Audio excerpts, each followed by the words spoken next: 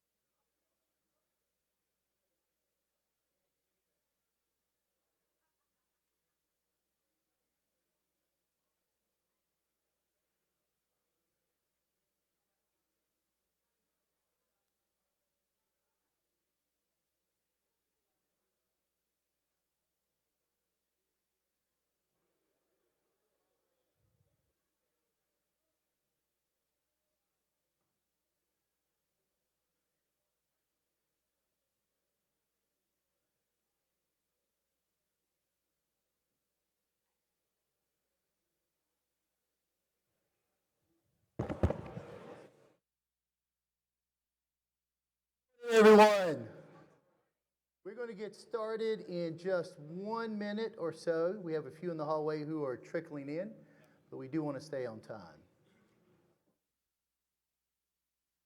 Wow, it got awful quiet. All right, as we wait for everyone to sit down, I'm Mike Harris, the Dean of the College. It is my pleasure to invite you. This is the 8th annual conference. It's hard to believe. So in the past 7 years, over 5,000 have sat in those seats. So we're very proud to have this. I've got a pretty simple job. The first job is to say welcome and to thank some very special people. So it takes a lot of work to make this happen. And there are alums in the audience, there's industry partners, students, faculty, staff, so many supporters. If you are on the organizing committee of this conference, would you please stand for 1 second so we can say thank you? Thank you very much.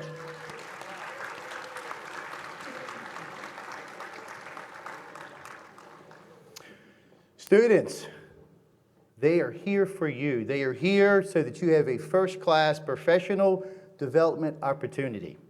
So my second job is to challenge you. Now, if you know me, I like to challenge everyone. So last year, the challenge was you have to meet at least 5 new people. Well, that's the same challenge, but I want you to make a connection with at least one. That means not only a LinkedIn request, but I want you to start a conversation with at least one person in this room.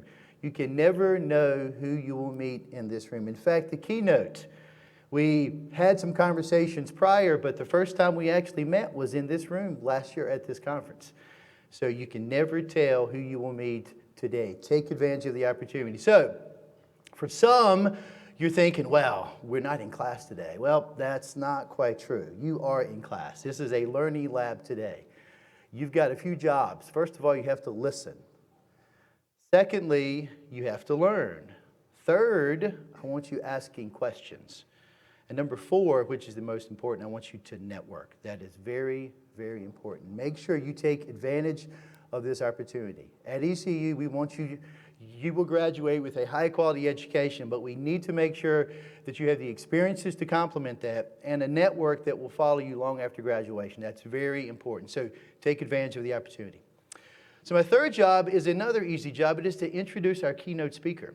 Now, if you've seen the screen, this is a gentleman, an author MBA, a graduate of 1990, who has an amazing career in an industry sector that's very challenging. In fact, in 2, biotech and pharma.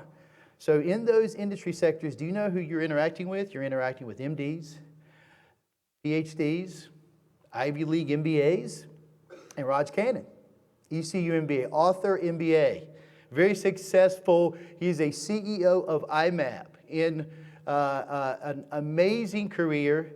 So his last company, he helped sell for $1 billion. So that's the type of experience that we have here. So if you look in the program, if you look on the app, if you look on the screen, you'll see all about his credentials, a 30-year plus career, multiple executive level roles. But what I want to tell you about is the person. 1987, he arrives in Greenville with $500 from India, looking for the American dream. That is special. $500 in his pocket, looking for the American dream. So when you have a chance to talk to Raj, you quickly learn things like resiliency and grit and hard work are very important. He's an extrovert. So if you get to spend any time, make sure you keep up. He's high energy, and I love that about him. The other thing that you'll learn quickly is that he values family. He has 4 children, including his son Will, who is in the audience on the second row on my left. A successful young private equity guy in the Boston area. So he loves to talk about his family. In fact, the reason he came to ECU was in support of his family. So it's a big component of the story. The other thing I want to talk about is that when you have a conversation with Raj, he is quick to talk about ECU actually changed his life. So someone who has served as a CEO for multiple multinational companies. His last company he sold for $1 billion. Someone who is in an industry dominated by MDs, Harvard MBAs, PhDs, is quick to say ECU actually changed his life. That he considers himself a native North Carolinian.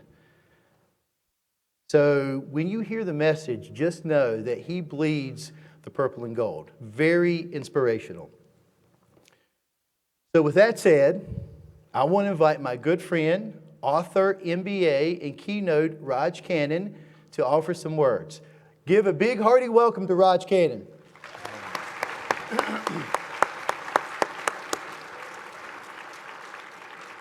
As he gives remarks, what we're going to try to do, he will offer some remarks. We'll have a Q&A up here, and then we want to have a Q&A with the audience. So as he's offering remarks, make sure to get your questions ready.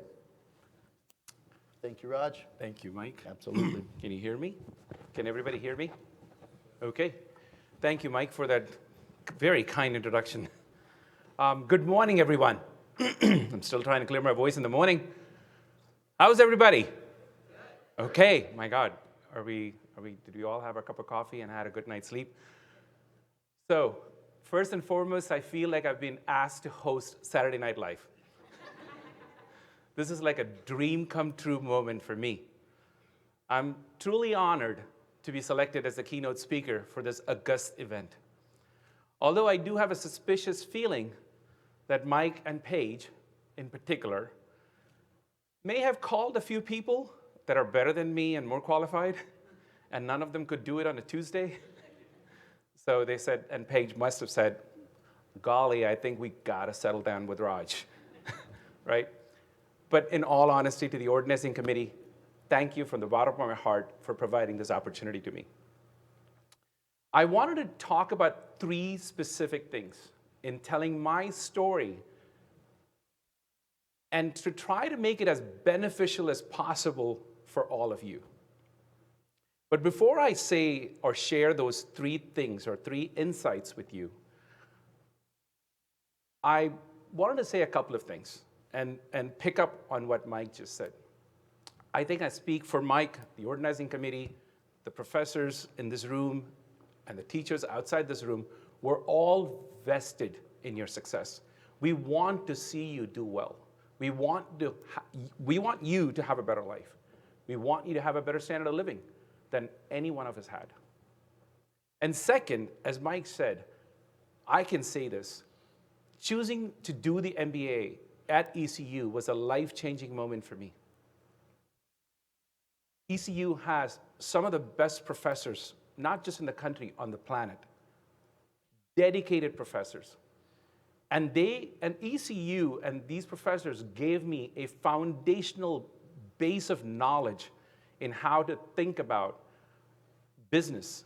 And they shaped my ability to think critically in how to start a business, how to manage a business, how to scale a business. What I found leaving business school that was most difficult for me as I grew in my responsibilities was navigating the complex human dynamics. Why do humans have to be so complex? Right? Choosing the right talent, leading with a purpose, and most importantly, managing oneself. There's no course, Managing Oneself 101, right, as far as I know. You learn that through mentors and role models and life. And so what I wanted to do was really touch on that last part, managing oneself, in what I was about to share, the insights with you today, so that I can help you define success the way you want. I feel like I'm on a huge pedestal here, and I feel like I'm talking down. So can I come down with your permission? Okay, this is really high.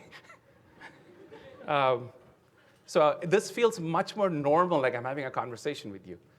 So the 3 insights that I wanted to share with you today, first and foremost, it starts with believing in yourself and having a growth mindset. And think about all the challenges that we face in life. It's not easy. You know, there's a quote that says, "Don't try to calm the storm. You can only calm yourself. The storms will pass." And metaphorically speaking, we've all had many storms go through our life. My father passing away he was 48, I was at the young age of 21. I was thrust into this position of having to support and provide for my family back in India. Right? That was a huge storm that went through the family. Because I was familiar with the pharmaceutical space, my father was in pharmaceuticals, my mother was a stay-at-home mom, working hard every single day, raising 4 kids. My dad was in pharma, in the distribution arm of the business. And I picked that job because it paid better than any other job that I could have pursued. And that was the motivation initially. Right? I picked pharmaceuticals because it paid a salary and it paid a working allowance every day. And so I could send my salary home to my mom so that she could support my siblings, and I could survive just on the per diem working allowances this company gave me. By the way, when I say salary and per diem allowance, these are in Indian rupees. They're not as big as what you guys think, right? So, but you think about the storms that passes through your life. When I was here at ECU, I didn't know how to support myself, how to pay out-of-state tuition. But the storm that I was facing was that my family was without income. Remember, I was the breadwinner. I decided to say, "Mom, this is not going to work. I really need to go to the United States to be able to support a family in the long term." Right? So for 1.5 to 2 years, they had no income coming to them. How was I going to be an American? How was I going to adapt to a new culture? How was I going to find my space back into the pharma space, pharmaceutical industry? Those days, there was no LinkedIn, no Google, no formal emails. So I went to every pharmacy store in Greenville, and with a thick Indian accent, and I'm not going to do the accent, with a thick Indian accent, I used to go up and say, "Hey, would you mind sharing the business cards of the salespeople that call on you?"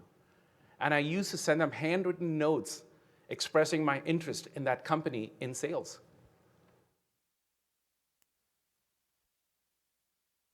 But throughout all of that, I had a couple of things that anchored me. I believed in myself. I was insanely confident that I was going to make it. And I always anchored myself to a purpose. In the short term, it was to support my family back in India, and I had a growing family in the United States. 4 kids in 7 years. I kind of figured out what was the reason behind it. Right? And so very soon I had 5 mouths to feed here, and I had a family back home. So that was the immediate purpose that drove me to work hard every single day. Failure was not an option. But importantly, in the long term, I wanted to be free. I wanted to be free to do the things that I wanted to do. And the other overarching principle that helped me have a positive mindset is always thinking about what happened, happened. It could not have happened any other way. It's okay to look into your past, to take a few lessons, but that's a therapist's job, right? That's what they do. Tell me about your past. Tell me about your childhood. Tell me your relationship with your mom and your dad. But for me, I didn't want to waste a second on my past. I always wanted to look ahead to my future, anchored with my values and my goals. There's a reason why in your car, the rearview mirror is very small and the windshield is massive, right? And that analogy always helps me in a car, like look ahead. Look what's ahead of you. Don't focus on what happened. You can't change it. It's a waste of time talking about your past. And that helped me move forward, move ahead every time life weighed down on me. The second insight that I wanted to share with you is becoming comfortable with being uncomfortable. Right? I want us to push ourselves into experiences that are beyond our comfort zones. Focus on why and the what. Why is it important to you that you're pursuing this? You don't have to convince anybody. Convince yourself the why. Why am I doing what am I doing? The how is the iterative part. It'll come to you over time. Guess where we spend the most time is plans. Planning. Got to have a plan. But the word plan is a plan. It's not a guarantee. The famous quote from Mike Tyson goes, everybody has a plan till they get punched in the face. And it invariably, your plans are not going to go according to plan. Right? I knew the why and the what. I didn't know the how. I chose to come to the US. I had no clue how I was going to survive. I had no clue when Mike said I had $500 in my pocket. I had no clue on how I was going to pay for my living expenses. How was I going to pay for my out-of-state tuition? How was I going to adapt to a new culture? How was I going to become an American? How was I going to even find a job, get my green card or my citizenship? None of those hows were written down or had a plan. Now, I will say for all you business people, if you're going in front of investors, you need to know the how, right? You can't say, I know the why and the what, but they want to see the how. But what I'm telling you is at the end of the day, you don't have to be precise in your how. What matters is how adaptable, how quickly can you pivot, can you iterate to life's realities and to market feedback. That's what matters. It's not how perfect your plan was. Your plan is never perfect. It's how you adapt is what matters. Which leads me, logically, to the words Mike used, which is resilience. Life is not going to get easier or less forgiving. It's just a maxim you should have on your laptop or your computer. It's not. What matters is we have to become stronger and more resilient. I know in this room, there are many moments all of us have had, including me when I look back at my life. There are moments I would get in my car and think, what am I doing? I want to hang it up and call it quits. I'm done.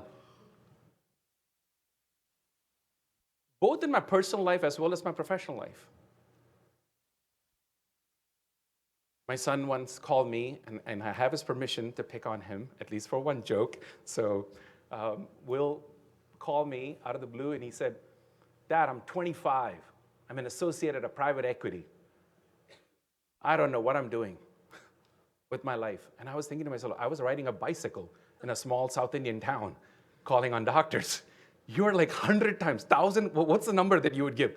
100,000 times better than where I was at 25, right? But throughout all of the things that I think about, what matters at the end is these painful moments and these setbacks that you're going to have. You want to be able to make sense of it at that time. I'm here to say that when I look back at my life, there are two things that are absolutely true. I grew every single time I was operating out of my comfort zones and at key transition points in my life.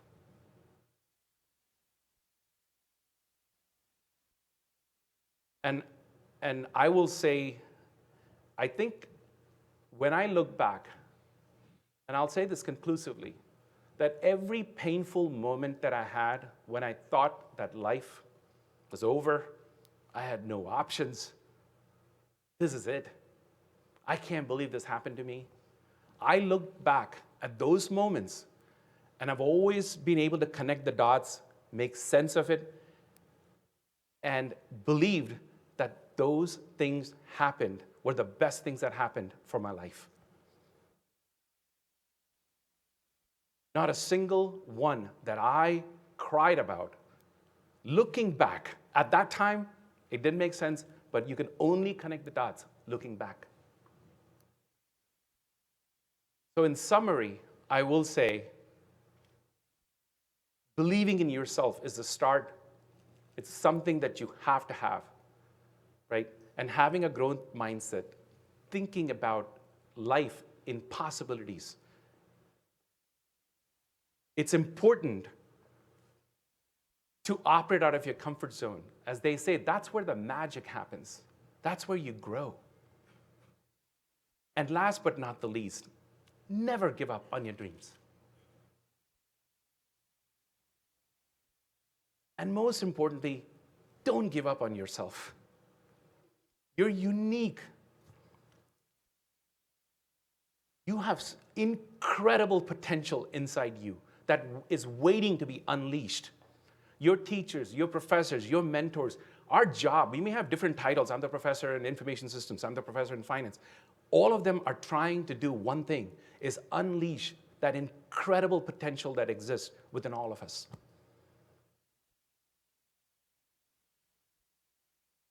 One thing I want to clarify is the word success. And I want to say this, and if there's anything that you take away from today, I always think to myself, what did people take away? And I have to say this, if there's one thing I want you to take away, is don't let other people define what success means to you. I wish somebody had told me that when I was younger.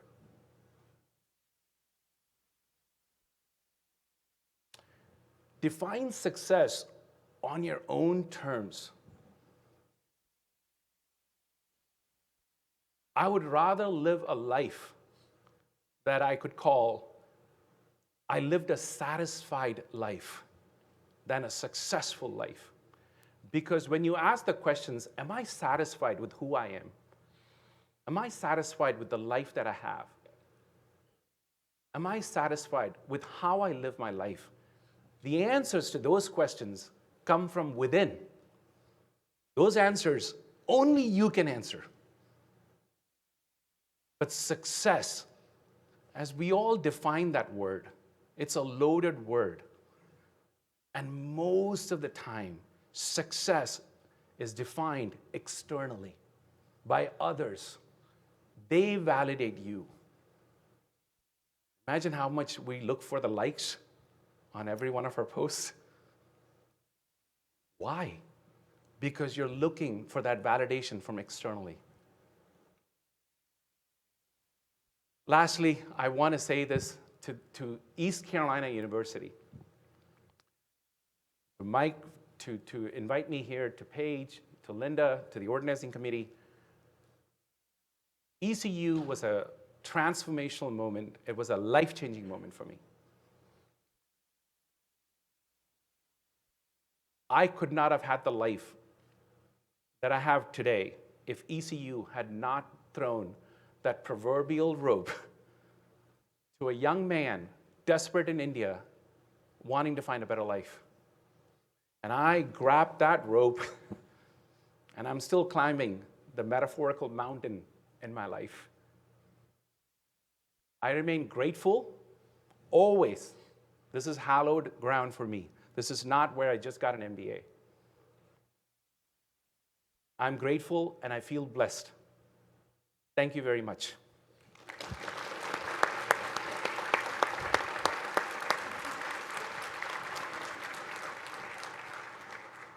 So as I said, you will be inspired for sure. So now it's a Q&A. I get to ask the first question, and I've got other questions to ask, but we learned last year that the Q&A with the audience is a highlight. Raj, you're the guest. Would you like to be on the floor or up on the stage? Either way, that's your choice. Yeah, so. Let's go up on the stage. All right.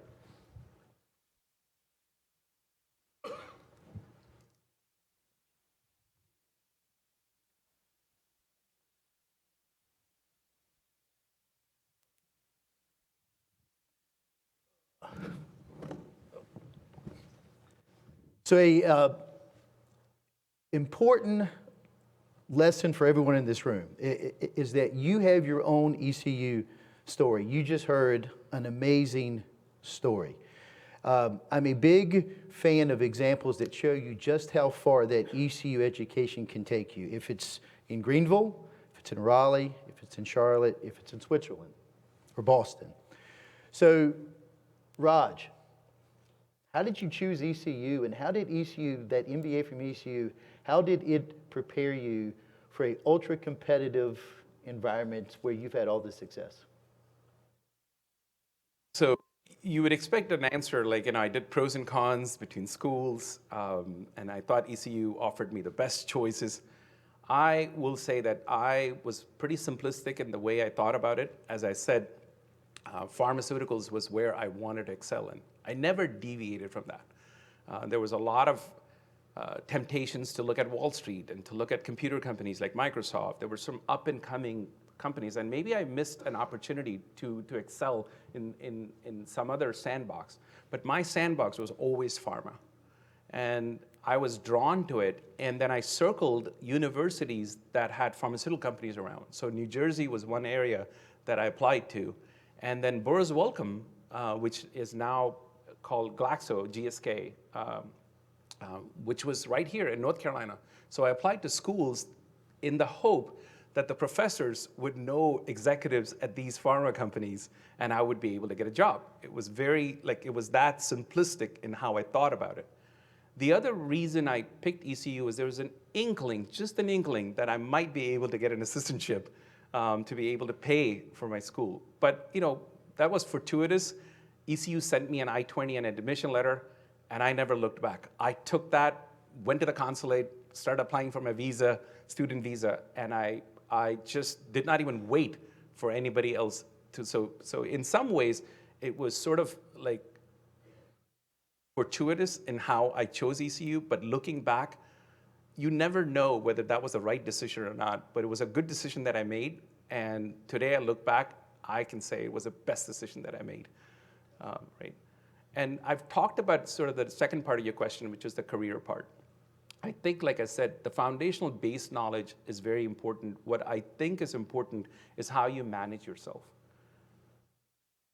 I think the best advice I can give you is the foundational knowledge that you acquire here in teaching, in case studies, in practical examples. Those are all great, but 95% of your learning is going to come on the job in any company.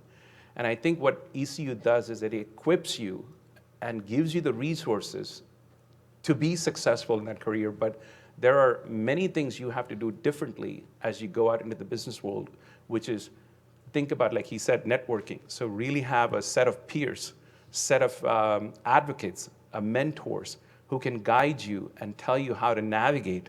Like I talked about human dynamics. This is not something that comes easy to all of us. How do you think about talent? There's no 101. Even Peter Drucker, one of the most prolific writers in management, said that if you're right 2 times out of 4 in picking the right talent, you're already in the Hall of Fame, right? And we struggle as executives as to how we should pick talent. And in today's world, everybody knows to say all the right things, right? It's even more important to figure out, what am I looking for? How does that align with the values and the culture of the company? So those are areas that I would think ECU helped me get that foundation. And I will say this as a competitive guy, every single time I had an MIT or a Wharton or Harvard MBA that I encountered, I just had this inside me to say, I'm going to run circles around them.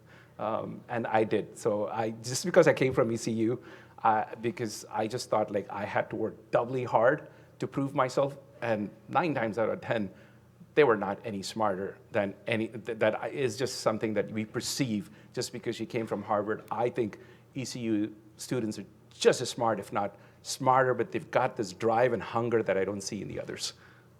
So would you agree? Would you agree? Yeah.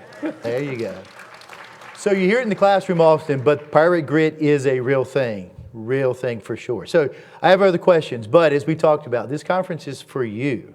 So I want to pause for a second to see, is there any question in the audience for Raj? We have folks with the microphone. If there's anyone who would like to ask a question, there's one up front here.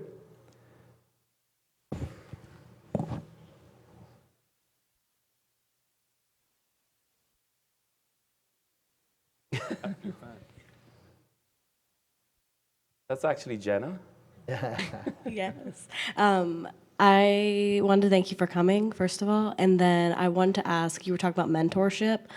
What is your process of picking a mentor, and what makes a good quality for a mentor? So I think in general,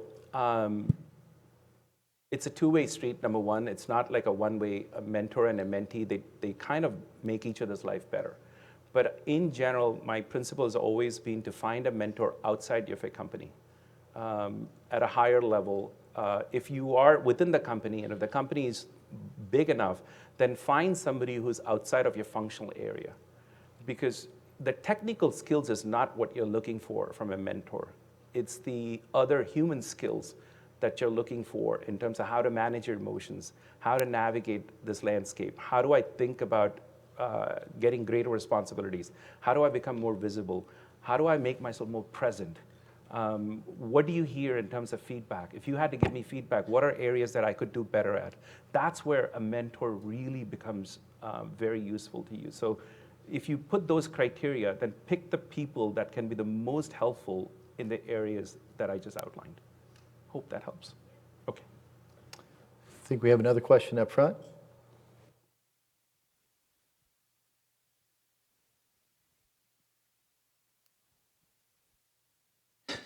Hey Raj, how are you today? Good, how are you? I am great, thank you. You talked about different opportunities that you kind of passed up on, and it was because your focus was so direct on pharmaceuticals.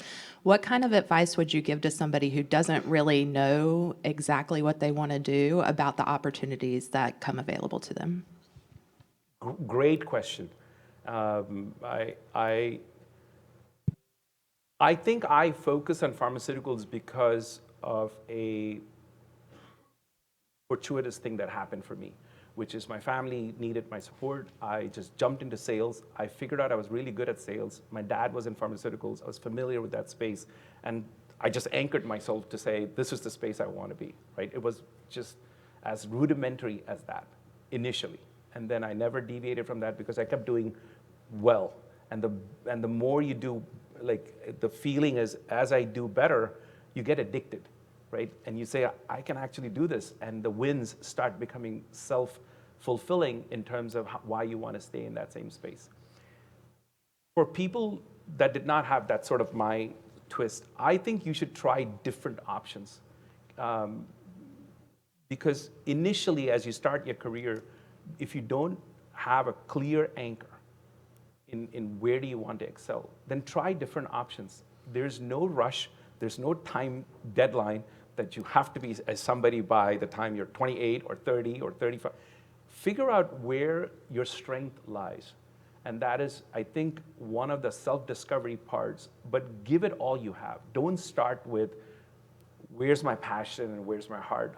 Honestly, I didn't start like that, right? I just decided to do something. I got good at it. And success in life has really a simple two formula. If you find what you're good at, keep doing it, practice, practice, practice, practice, and you become world-class, right? Kobe Bryant, Michael Jordan, if you talk to them, they all figured out, I'm great at basketball. Imagine if Michael Jordan had picked golf. I know he loves golf, right? But that's not what he would have become world-class, is to find your strength. But to find your strength, you have to be open about trying different options till you find a place where you can grow. So it's my turn now. 30 years in industry, lots of leadership roles. Any lessons in particular that you want to share for this audience? A good question, right? 30 years, lots of lessons and lots of bruises on my back. I think if I have to boil it down today for all of you, I think the number one lesson that I wish I was taught or I had a role model is self-awareness. It is the number one thing that can either propel you to heights that are dizzying, or it could completely jeopardize who you are and the talent that you have. Self-awareness, I mean, is how do you manage your emotions?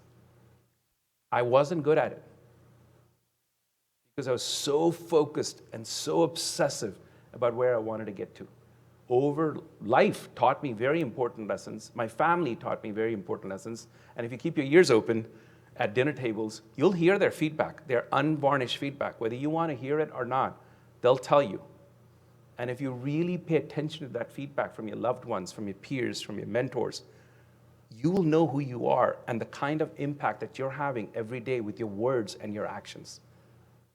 That's the first lesson I would say, is get a mentor, get a trusted person to give you honest feedback. The second, know your business. You're not going to be respected if you do not understand the trends, if you do not understand what's that. I'm not a sports fan, but I know there was a famous saying, and I'm trying to be an American, to skate to where the puck is, right? And not where the puck is going. You need to figure out where your industry is going to be in 5 years. What is happening in the next 3 to 5 years? I'm not saying 10, 20, 30. Those are great academic conversations. But at least in the next 3 to 5 years, where do you think the industry is going to go? What do you need to do today to be able to be successful in 3 to 5 years? So business knowledge, being able to dissect. And the third thing I would say is relationships, right? How do you network? Mike talked about networking, but how do you influence others? What words do you use? It's very difficult to influence human beings if we have examples here, right? Even your own children, mom, dad, it doesn't really matter. They all have their own minds, and you have to be able to figure out, what do I need to say? What do I need to do to influence? It's the same in the work world. Words are powerful. It can either motivate you or it can demotivate you. There is no in between. Think carefully about when you write emails, because you're constantly influencing people. And I think if you think about self-awareness, know your business, and know how to influence people, I think those are the three top. And if you boil down your career, there's only two things I would say, and I said this a couple of days ago in a conversation, which is performance currency and relationship currency. You got to deliver. You got to know what you're hired for, and you got to hit it out of the park. That's the way you differentiate yourself. And the relationship currency, just because you hit it out of the park doesn't mean you're going to get ahead. You need to know, how do you create meaningful relationships with the right people in the organization? They respect you. You cannot be blindsided by that. And that comes with practice. It's not one person. You have to be able to figure out. When we launch brands, we don't have one advocate. We have so many advocates that we develop for a brand as we launch, right? Similarly, you should be thinking about you as a brand and think about, what's the universe of advocates that I need to have in my corner as I progress in my career? So performance and relationship, and the three big foundational things that I would offer in 30 plus years of my Great advice. So that means in class, make sure you do your homework. You always have to be prepared. Another question from the audience. You've got some mics. There's a gentleman up front in the light gray suit.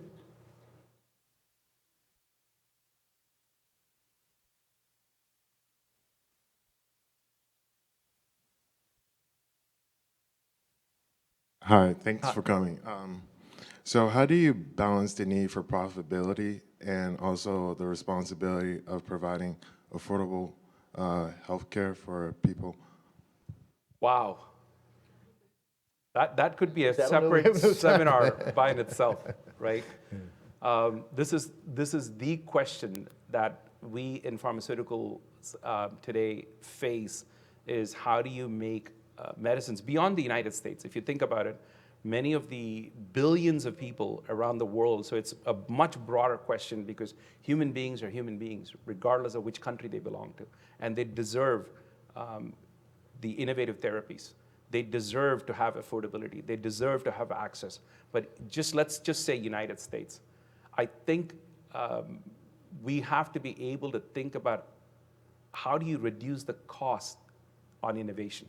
So if you look at the numbers in the drug industry, we spend close to the latest data, I haven't looked at the latest data point, but in multi-billion dollars bringing one drug to market. It's a very high risk business model. And it's a zero or a hero. Either your clinical trial is going to work in phase 3 or it's not going to work.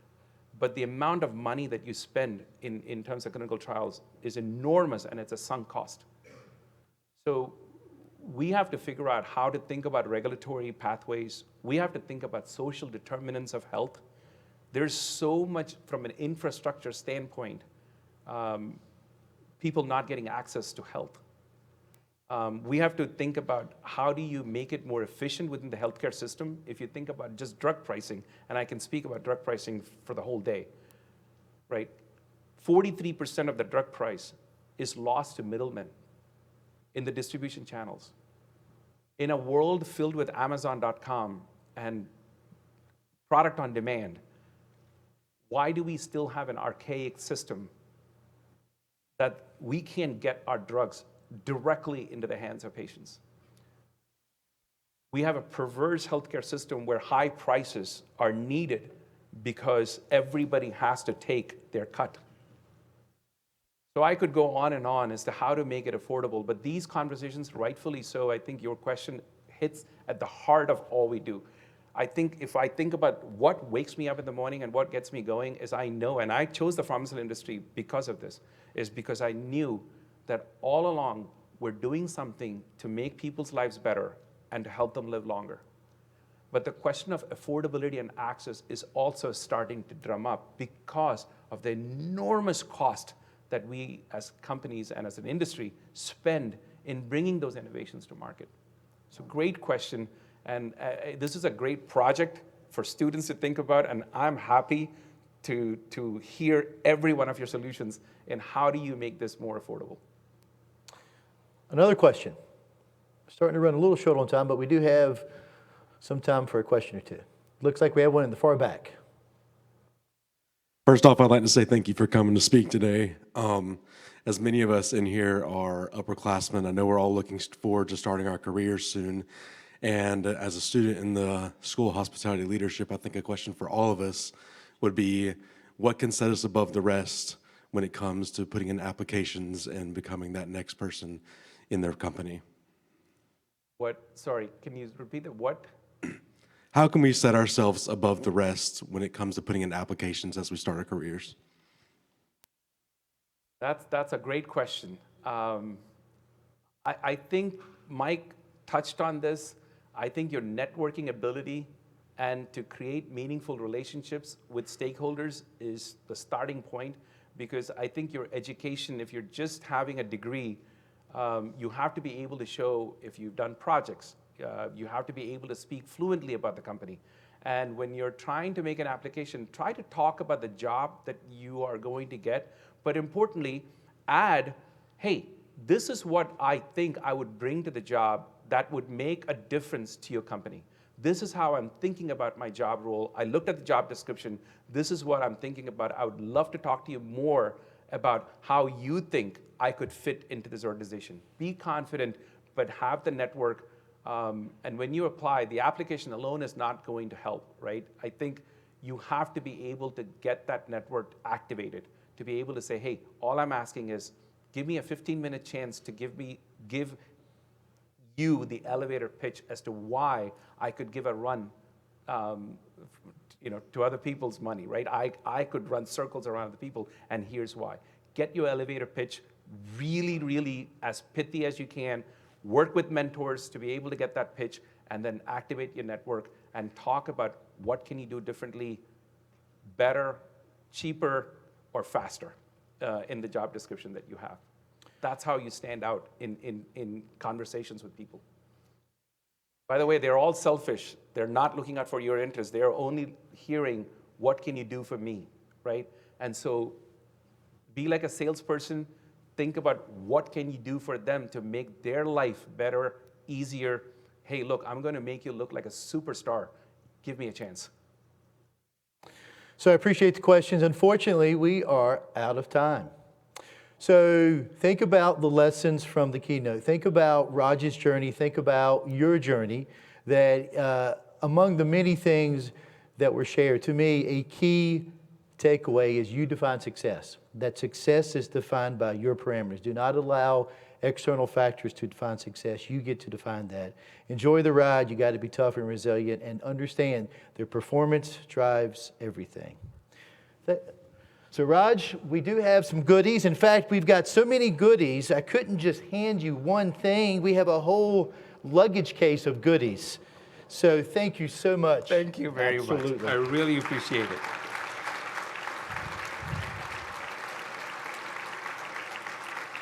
So we did start a tradition last year. So we're going to ask Michael Rudd to come up, and we're going to do a selfie where we're looking this way, so we get the backdrop of all our lovely audience, and you all look fantastic. Stand up for me. Yeah, Thank you look so sharp. much.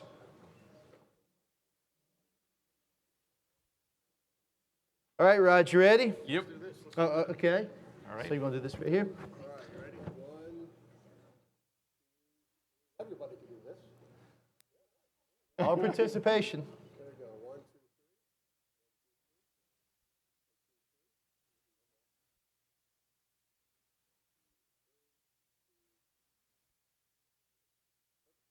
3. Thank you, Michael. Thank you, Raj. Thank you. Thank you, Mike.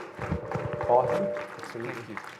All right, do not leave quite yet, but it's almost time. So remember, we're just getting started. There are concurrent sessions at 10, 11, and 12. Find the rooms. They're all on this floor, if I'm not mistaken. And 125 on the first floor. And then at 12:45, we will meet again to network in C. So it's just behind us. Thank you very much. I appreciate your participation. Let's go Pirates.